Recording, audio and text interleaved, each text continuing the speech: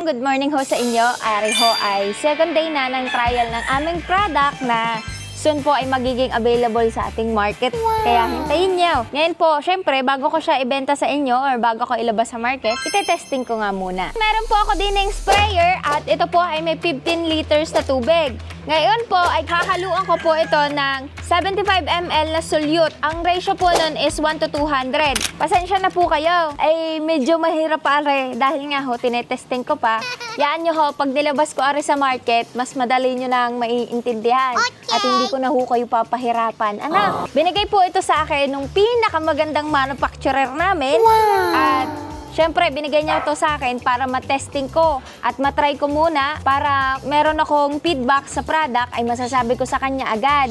Para kapag mapunta sa inyo, ay wala na ho kayong feedback. Kumbaga ay perfect na.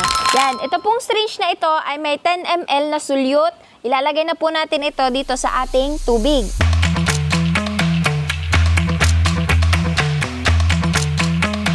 Yan, ito po ay 5 ml lang. So, 75 ml po lahat.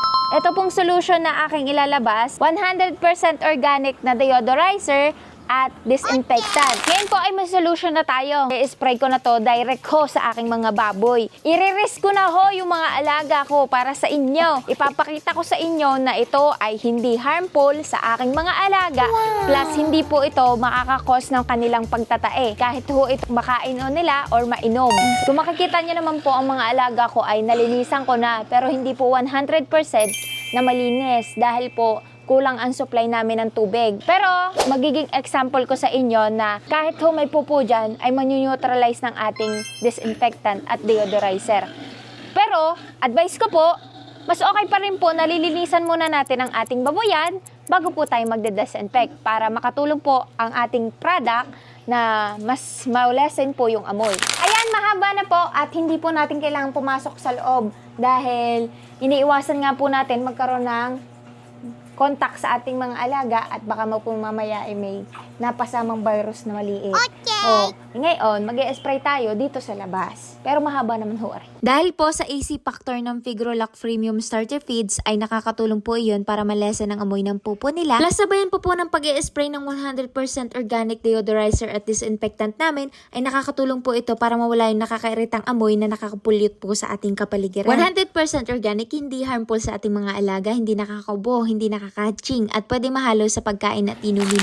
Malaking tulong po dahil halos hindi na siya nakakapulyot. Yung amoy na masakit sa ilong, hindi na po siya gayong kaamoy. Kumbaga ho ay nabawasan at talagang masasabi kong wala na ho tayong maamoy na talagang mabaho sa aking mga alaga. Kahit po pumarini pa kaya, kung mabaho ho are, hindi na ho ako tatagal din At sobrang saya ko ho dahil para sa akin ho, malaking bagay ito para sa akin na nag-aalaga ng baboy. Lalong-lalo na ho sa mga kagaya ko diyan, gusto ko pong makatulong sa inyo at sana po ay magamit nyo ito balang araw. Lalong-lalo na ho sa mga personal na gamit lamang, gusto mag-disinfect ng kanilang bahay, may mga alagang aso, sana po ay masubukan ninyo ito. Kapag ka po nag-spray kayo ng disinfectant at deodorizer na ito, hintayin niyo po muna at least 5 minutes para po mag-set siya dun sa lugar kung saan kayo nag-spray. Hindi po porket unscented to or wala siyang amoy, hindi na siya effective. Huwag po tayo masanay sa mga instant na mabango lang. Bigyan niyo siya ng chance makipagsuntukan dun sa mga germs. Kaya sabi ko sa inyo, at least 5 minutes, hintayin niyo siyang mag-set at pag nag-set na siya, dun niyo ma-realize na unti-unting nababawasan or nawawala yung amoy ng inesprayan ninyo. I-challenge niyo ako kung ano pa ang susubukan kong isprayan at amuyin.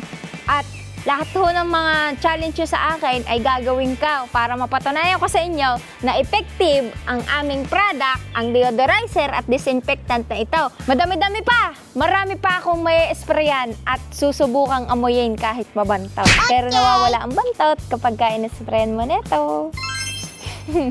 Bye-bye guys! Sana po ay suportahan ninyo ako hanggang sa ito ay mailabas ko na sa market at bumili na ho kayo pagka ito meron na.